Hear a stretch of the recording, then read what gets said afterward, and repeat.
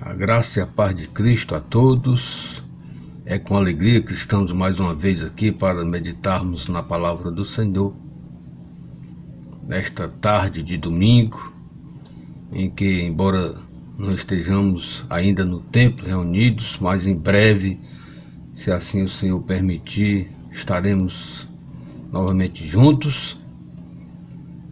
Mas temos essa alegria, esse privilégio, ainda essa liberdade de transmitirmos a palavra do Senhor. Gostaria de meditar hoje no texto de Atos, capítulo 2, do verso 22 ao 36. Vamos retornar ao estudo do livro de Atos, lá na pregação de Pedro. Esse texto se refere à continuidade da pregação de Pedro, lá em Pentecostes. E do verso 22 ao 36, ele vai enfatizar alguns pontos fundamentais do Evangelho. A importância de se pregar um Evangelho genuíno, nós vamos observar nesse texto, onde também nós vamos ver alguns pontos importantes com relação à nossa fé, ao fundamento da nossa fé. Abra sua Bíblia no livro de Atos, capítulo 2, dos versos 22 ao 36 e acompanhe a leitura da palavra do Senhor. Atos, capítulo 2, do 22 ao 36. Varões israelitas, atendei a estas palavras. Jesus, o Nazareno, varão aprovado por Deus diante de vós, com milagres, prodígios e sinais, os quais o próprio Deus realizou por intermédio dele entre vós, como vós mesmos sabeis. Sendo este entregue pelo determinado desígnio e presciência de Deus, vós o matastes, crucificando-o por mãos de iníquos, ao qual, porém, Deus ressuscitou, rompendo os grilhões da morte, porquanto não era possível fosse ele retido por ela. Porque a respeito dele, diz Davi, diante de mim via sempre o Senhor, porque está à minha direita, para que eu não seja abalado. Por isso se alegrou o meu coração, e a minha língua exultou. Além disto, também a minha própria carne repousará em esperança, porque não deixarás a minha alma na morte, nem permitirás que o teu santo veja corrupção. Fizeste-me conhecer os caminhos da vida, encher-me-ás de alegria na tua presença. Irmãos, seja-me permitido dizer-vos claramente a respeito do patriarca Davi, que ele morreu e foi sepultado, e o seu túmulo permanece entre nós até hoje. Sendo, pois, profeta, e sabendo que Deus lhe havia jurado que um dos seus descendentes se assentaria no seu trono, prevendo isto, referiu-se à ressurreição de Cristo, que nem foi deixado na morte, nem o seu corpo experimentou corrupção. A este Jesus Deus ressuscitou, do que todos nós somos testemunhas. Exaltado, pois, à destra de Deus, tendo recebido do Pai a promessa do Espírito Santo, derramou isto que vedes e ouvi. Porque Davi não subiu aos céus, mas ele mesmo declara, disse o Senhor ao meu Senhor, assenta-te à minha direita, até que eu ponha os teus inimigos por estrado dos teus pés. Esteja absolutamente certa, pois, toda a casa de Israel, de que a este Jesus que vós crucificastes, Deus o fez Senhor e Cristo. Oremos. Senhor nosso Deus e Pai, te agradecemos pela leitura da tua palavra, que é preciosa e que é alimento para as nossas almas. Pedimos, ó Pai, que através da iluminação do teu Santo Espírito, tu venhas abrir o nosso entendimento, o nosso coração, para compreendê-la e recebermos como um precioso alimento para nossas almas, que venha nos edificar. Nós te pedimos e te agradecemos em nome de Jesus. Amém. Meus amados irmãos, o Evangelho, a pregação do Evangelho, é a porta de entrada para a salvação do pecador.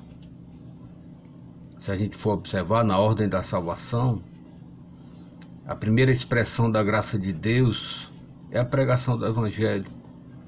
A pessoa passa a ter noção da revelação do plano de Deus através da pregação. A gente observa na palavra de Deus, por exemplo, lá em Romanos, o apóstolo Paulo vai dizer que a fé vem pelo ouvir e ouvir a pregação da palavra de Deus. No livro de Efésios também, no capítulo 1, no verso 13, o apóstolo Paulo vai dizer que o Espírito Santo foi selado no coração daquele que creu, depois de ter ouvido a palavra do Evangelho e tendo nele crido, foste selado com o Espírito Santo da promessa. Então, primeiro ele tem que ouvir o Evangelho. E segundo, esse Evangelho tem que ser o Evangelho autêntico, genuíno. Tem que ser uma pregação fiel às Escrituras. Ela não pode ser uma pregação sem fundamento, sem respaldo bíblico. E aqui a gente parte para o texto que nós lemos, que é a pregação de Pedro. Pedro, ele prega um sermão bíblico, expositivo, explicando claramente a verdade do Evangelho. E nós queremos aqui, mediante o texto que foi lido, que não é toda a pregação de Pedro, mas uma parte, a partir do versículo 22, abordar pelo menos 3 pontos principais de um evangelho autêntico. 3 mensagens importantes, essenciais, que fazem parte do conteúdo da nossa fé. E uma delas nós consideramos a mais importante, que é a ressurreição, que nós vamos ver mais na frente. Vamos então começar pela primeira lição que nós observamos aqui no texto, que é: os milagres de Jesus o autenticam como um verdadeiro Messias. Observe no verso 22 de Atos capítulo 2. Varões israelitas, atendei a estas palavras. Jesus o Nazareno, varão aprovado por Deus diante de vós, com milagres, prodígios e sinais, os quais o próprio Deus realizou por intermédio dele entre vós, como vós mesmos sabeis. Então, a primeira lição que nós observamos aqui na pregação de Pedro, no verso 22, é que os milagres de Jesus, eles não tiveram apenas o papel de expressar a bondade de Deus, de levar a cura, de levar algum benefício para aquela população. Não. É claro que Deus usa da sua soberania, do seu poder, para fazer o bem a todos, independentemente de qualquer coisa, sem acepção de pessoas. Ele cura, ele age de maneira miraculosa. Mas especificamente, aqui, os milagres de Jesus não tiveram somente esse objetivo, mas principalmente o de autenticar a sua identidade como filho de Deus, como Messias prometido. A gente vai observar isto lá em Mateus capítulo 11, quando a gente vai ver sobre a pergunta que João, quando estava preso, mandou fazer a Jesus. Ele mandou alguns discípulos só ir perguntar se ele é realmente o profeta ou o Messias. Aí diz o texto lá em Mateus capítulo 11, verso de 2 a 5.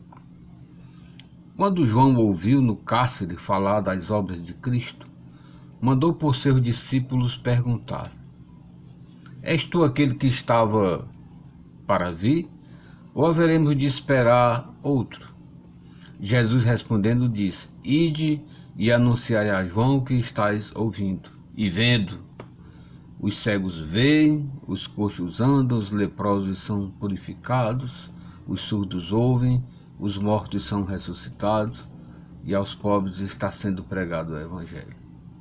Então Jesus disse: olha, pelos meus milagres, tu saberás quem eu sou, porque os meus milagres me autenticam como o Messias, como aquele que veio para cumprir a promessa de salvação, a qual estava e tinha sido pregado pelos profetas do Antigo Testamento. Quando Jesus conversa com Nicodemos, lá em João capítulo 3, naquela conversa com Nicodemos, que era um mestre, ele também, acreditamos pela história, foi um homem que creu, embora ele mostre um certo ceticismo na conversa com Jesus, mas acreditamos que ele, durante a sua vida, ele aceitou a fé, até pela sua sabedoria, pelo entendimento que Deus estava dando para ele. Quando chega no versículo 2 do capítulo 3, quando ele vai iniciar o seu diálogo com Jesus, ele diz: Mestre, aí diz assim a respeito de Nicodemo: este de noite foi ter com Jesus e lhe disse: Rabi, que quer dizer mestre, sabemos que és mestre vindo da parte de Deus, porque ninguém pode fazer esses sinais que tu fazes se Deus não estiver com ele. Então, irmãos, a gente observa aí na pregação de Pedro, inclusive no final do verso 22, ele vai dizer assim: os quais o próprio Deus realizou por intermédio dele. Então, a gente vê aqui o Pai e o Filho unidos, juntos, na obra da salvação, e Deus autenticando o ministério de Jesus. Então, os milagres de Jesus tiveram esse papel muito importante, de autenticá-lo como um Messias prometido. Essa é a primeira lição que nós temos, é de que Jesus, ele é o Salvador, de que Jesus, o que se encarnou e nasceu, viveu entre nós, ele é o Deus que se fez carne para morrer por nós na cruz.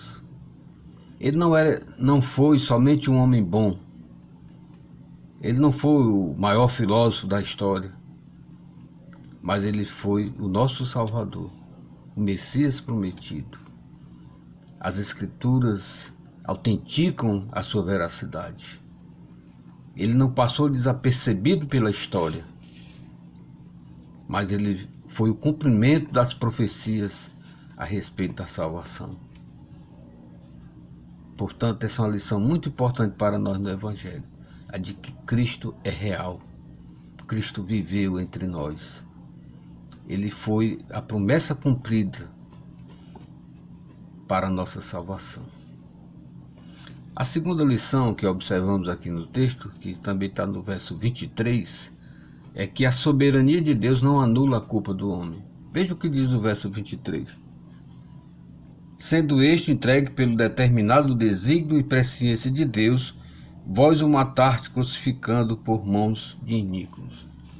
Então Pedro fala que a morte de Cristo, seu ministério e sua morte de cruz, já tinha sido predestinado pela presciência de Deus, como ele diz aqui, pelos desígnios de Deus, os propósitos eternos de Deus. Então aquilo haveria de acontecer. Jesus tinha que ser traído, Jesus tinha que ser preso, maltratado, até a morte de cruz. Agora, todas as pessoas que cometeram algum mal contra Cristo, Eles vão pagar pelos seus crimes. Porque o plano de Deus não anula os intentos dos homens. Deus realiza os seus propósitos sem interferir nas decisões humanas. Os homens fazem porque eles querem, porque decidem, porque têm algum interesse. Não porque necessariamente são forçados soberanamente a fazer algo contra a sua vontade. Nós temos uma liberdade.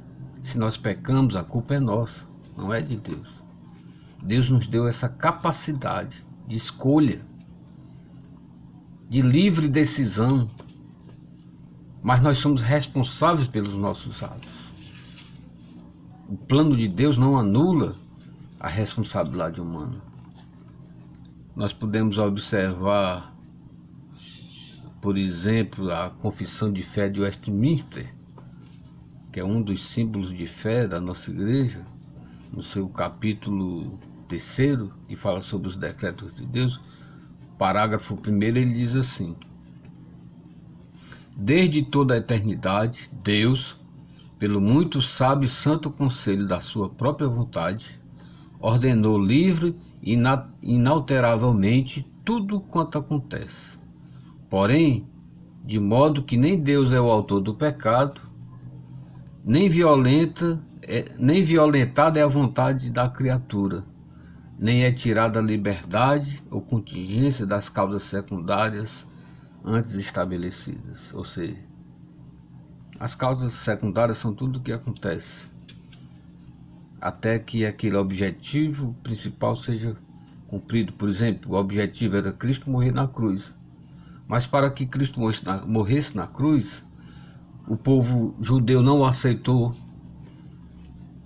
O Sinédrio o condenou à morte, entregou ao Império Romano para ser executado.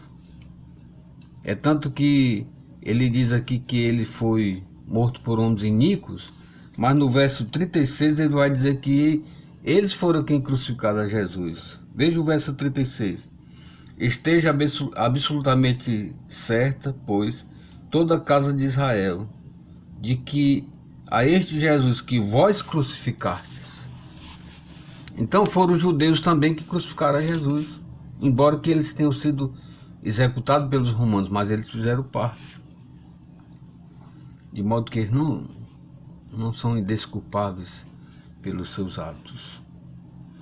No texto em 2 Timóteo, capítulo 1, verso 9, que se refere ao plano de Deus eterno, ele diz assim: que Deus nos salvou e nos chamou com santa vocação, não segundo as nossas obras, mas conforme a sua própria determinação e graça, que nos foi dada em Cristo Jesus antes dos tempos eternos. E lá em Apocalipse, no capítulo 13, verso 8, quando se refere àqueles que vão adorar o anticristo, a besta, ele diz que eles não estavam escritos no livro do Cordeiro da vida, que foi morto antes da fundação do mundo. Então isso quer dizer que antes da fundação do mundo, da criação de todas as coisas, Deus já tinha um plano elaborado. E nesse plano incluía todos os acontecimentos, primários e secundários, toda a obra de Cristo aqui na terra. Mas mesmo assim, o homem não é indesculpável. Judas, quando ele traiu a Jesus, ele não o fez, por exemplo, pensando: eu vou fazer porque está determinado e sou eu mesmo que tenho que trair, porque está nas escrituras e ele até indicou mais ou menos: se tu tem que fazer, faz logo. Não, Judas não fez em obediência à palavra, ele fez por ganância, por interesse, as 30 moedas de prata. Ele era ganancioso, interesseiro, e o seu coração se voltou para a avareza, e por isso ele traiu a Jesus. E ele pagou pelo seu próprio pecado, não porque estava predestinado, mas pelo seu próprio pecado.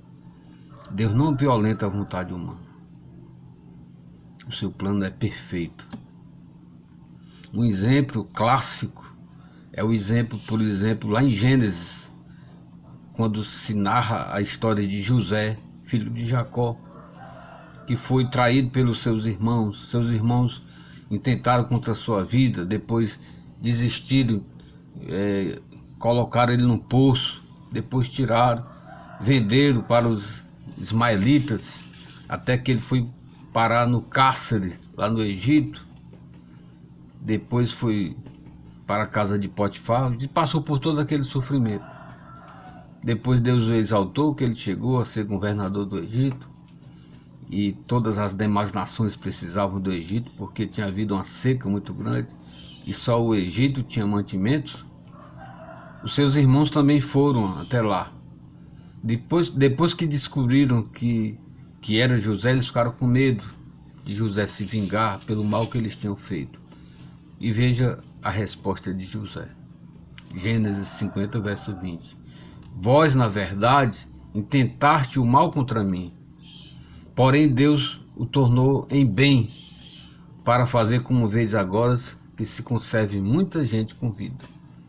Então Deus faz assim, Ele faz o seu plano, de modo que tudo é feito com ordem, dentro do que Ele determinou, exercendo a sua soberania sobre todas as coisas e não violentando a vontade humana, porque Ele mesmo diz, a alma que pecar, essa morrerá. O pai não pode pagar pelo pecado do filho e nem o filho pelo pecado do pai. Nós respondemos pelos nossos atos.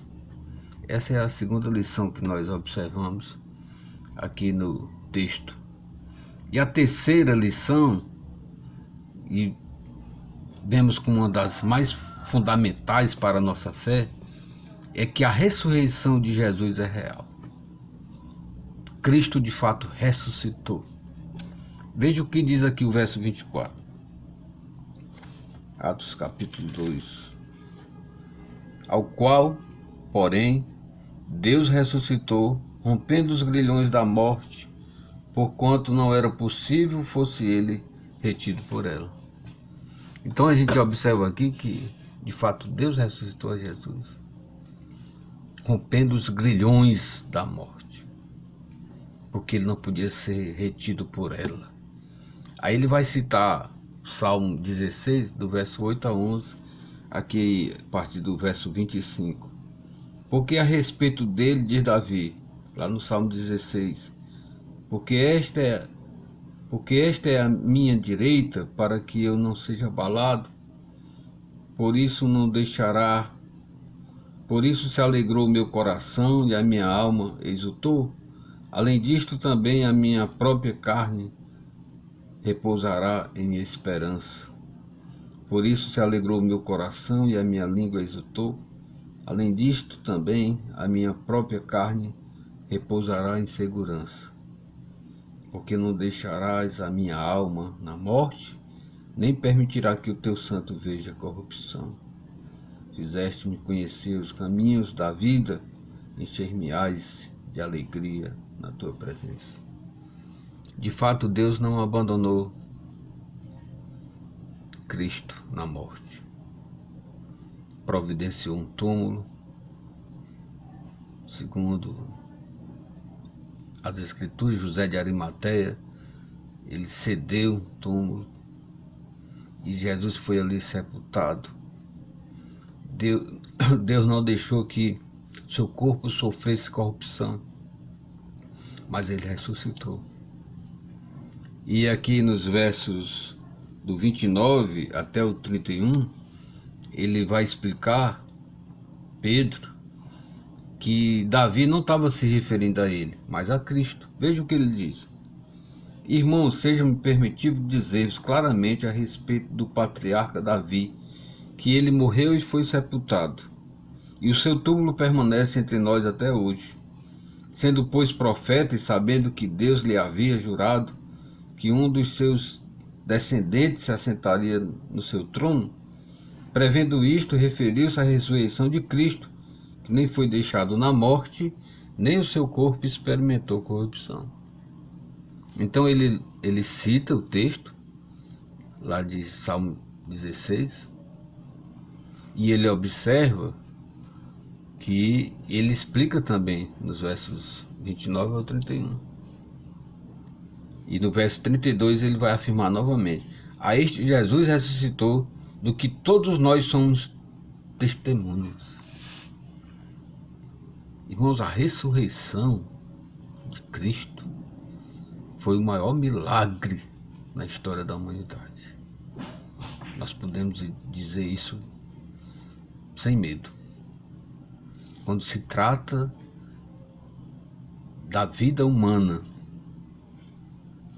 do nosso corpo e alma e espírito, a ressurreição de Jesus foi o maior milagre. Até hoje não se tem conhecimento de uma ressurreição como a de Cristo. E essa ressurreição ela foi evidenciada, testemunhada. Veja o que diz 1 Coríntios capítulo 15, do verso 3 ao 7, o apóstolo Paulo falando a respeito da ressurreição. Antes de tudo vos entreguei o que também recebi, que Cristo morreu pelos nossos pecados, segundo as Escrituras, e que foi sepultado e ressuscitou ao terceiro dia, segundo as Escrituras, e apareceu a Cefas, que é Pedro, e depois aos 12, depois foi visto por mais de 500 irmãos de uma só vez, dos quais a maioria sobrevive até agora, porém alguns já dormem. Depois foi visto por Tiago, mais tarde por todos os apóstolos. Então, Cristo, ele ressurreto, foi visto por várias pessoas. Inclusive Lucas, no seu evangelho, cita que quando 2 dos discípulos estavam indo para Emaús, Cristo estava com eles. E eles conversaram com Cristo. Cristo chegou até a se alimentar, porque ele ressuscitou plenamente seu corpo físico. E depois ele foi assunto aos céus. De modo que a ressurreição é a base da nossa fé, do nosso entendimento, da nossa convicção. Se nós não crermos na ressurreição de Cristo, a nossa fé é vã, como diz o apóstolo Paulo, 1 Coríntios 15, 14. E se Cristo não ressuscitou, é vã a nossa pregação e vã a vossa fé. De modo que é uma alegria muito grande, é uma convicção muito grande. Nós temos a certeza da ressurreição. Paulo vai dizer ainda, lá em 1 Coríntios, que se a nossa vida, nossa esperança se limita apenas a esta vida, se nós não crermos na ressurreição, nós somos os mais infelizes de todos os homens. Diz lá o texto: se a nossa esperança em Cristo se limita apenas a esta vida, somos os mais infelizes de todos os homens. A nossa esperança é na ressurreição. E implica que Cristo foi a primícia, as primícias da ressurreição. Ele foi o primeiro. Assim como ele ressuscitou, nós também ressuscitaremos. E ele mesmo disse isso. Lá em Romanos capítulo 6, verso 5, diz assim: porque se fomos unidos com ele na semelhança da sua morte, certamente o seremos também na semelhança da sua ressurreição.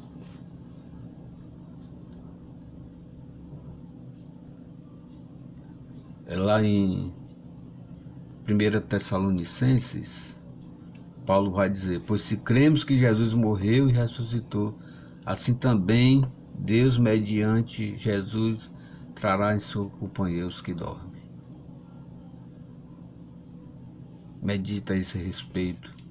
Busca uma convicção da ressurreição de Cristo. Fortaleça a sua fé na ressurreição. Porque nós temos que ter essa certeza para pregarmos com mais segurança, para vivermos com mais conforto. Sabemos que se um dia esse corpo esse tabernáculo se desfizer, nós vamos ter um novo tabernáculo, não feito por mãos humanas, mas eterno nos céus. Porque assim como Cristo ressuscitou, nós também ressuscitaremos. Concluindo, amados irmãos, ele vai dizer aqui no verso 33 em diante: exaltado, pois, a destra de Deus, tendo recebido do Pai a promessa do Espírito Santo, derramou isto que vedes. Porque Davi não subiu ao céu, mas ele mesmo declara: disse o Senhor ao meu Senhor, assenta-te à minha direita, até que eu ponha os teus inimigos sobre o estrado dos teus pés. Esteja absolutamente certa, pois, toda a casa de Israel, de que a este Jesus que vós crucificaste, Deus o fez Senhor e Cristo. Então, irmãos, o Evangelho é a porta de entrada para a salvação. Nós temos que pregar um Evangelho autêntico. Não podemos esconder as verdades do Evangelho. Cristo é real. Ele veio ao mundo, viveu entre nós e cumpriu o seu ministério cabalmente, até morrer na cruz pelos nossos pecados. Deus realiza o seu plano, a sua vontade, sem interferir na vontade humana. Os homens tomam as decisões conforme a sua vontade e pagam pelos seus atos, de modo que Deus permanece santo. E Cristo ressuscitou. Essa é a nossa esperança. Um dia estaremos com Ele. Um dia Ele virá.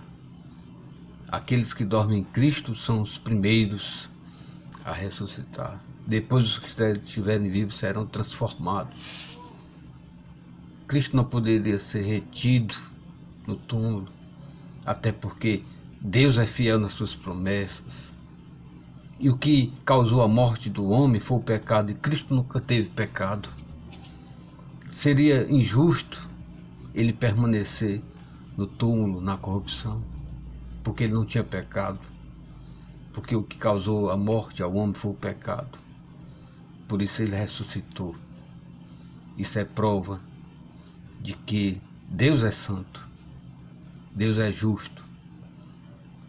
Cristo morreu pelos nossos pecados, porque não havia outra forma de nós pagarmos essa dívida. Mas ele mesmo nunca teve pecado. E Deus o ressuscitou, o exaltou. E ele está à direita do Pai. Mas um dia virá buscar aqueles que creem nele de todo o coração. Que Deus lhe abençoe.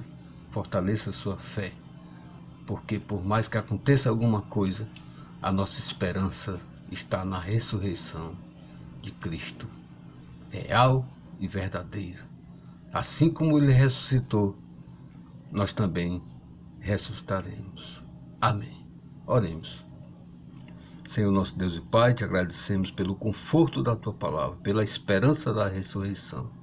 Fortalece a nossa fé, dá-nos a alegria de, assim como temos a certeza de que Cristo ressuscitou e subiu aos céus, um dia também nós ressuscitaremos e estaremos contigo para sempre. Muito obrigado, Senhor.